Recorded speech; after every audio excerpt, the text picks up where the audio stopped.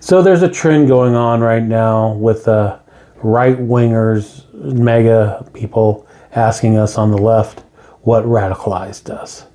Now, I find that question disingenuous, especially coming from the group that stormed the Capitol when their person didn't get elected, saying that we're the radicals, but so be it. I'm going to answer that question, not so much because I think I'm a radical, but I'm going to tell you where my political leanings came from. First and foremost, I grew up in the San Francisco Bay Area during the 70s and the 80s. So I had a first row seat for the gay rights movement, as well as the AIDS epidemic. I remember the night Harvey Milk was murdered, and I remember seeing the AIDS quilt grow throughout my teens. The thing, though, the single thing I think that really shaped my politics was my father. My father was very left-leaning, maybe not quite as leaning as I am, but I'm not quite as left-leaning as my sons either. So there's that. But my dad went to work for the Bechtel Construction Corporation when he was a young man in his 20s and started in the mailroom. And he worked his way up through the company until he eventually got into a middle management position. To achieve that, he went to the junior college in our town, Fremont, California. It's part of the Bay Area. And got his associate's degree. It was a 2-year degree that took him about 5 years to get. He always laughed about that. But he got to a position of middle management in this corporation with heavy ties. This corporation had heavy ties to the Reagan administration. In fact, his Secretary of State, George Shultz, was one of the vice presidents of the corporation.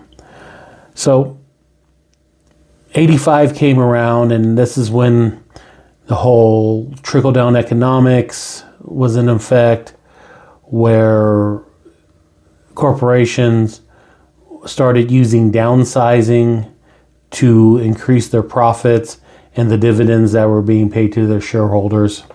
And they laid my dad off. They mailed him his gold watch to celebrate his 20 years with the company after he had been let go. My dad never recovered from that. It was a devastating thing for him. He was never quite right. He was out of work. God, he was out of work probably at least a good year. It was hard for him to find something that was going to pay what he was making at his age. He eventually did get work. He went to work for one of my uncles who had his own pest control company. Unfortunately, to no fault of anyone's, the pay was probably about half of what he was making before. And we struggled. We struggled. My parents eventually lost the childhood home I grew up in. We were never on the street or anything like that, but times were rough, times were tough. But more than that, mentally, my father never bounced back from that. He was from the generation that you went to work for a company, you worked your way up in the company, and you eventually retired from that company. But Reaganomics, the stock market, corporate greed pulled that rug out from underneath him. So that pretty much made me an anti-capitalist, though back then I didn't know what that word was or what it meant, but I didn't have those feelings, and those feelings are still here today.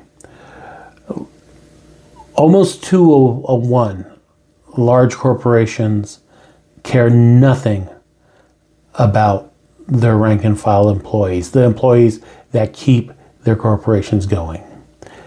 They pay you as little as they can to keep you from quitting.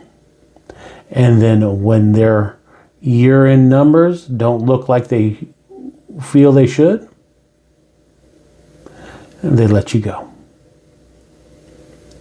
So what radicalized me? Corporate greed. Corporate greed radicalized me.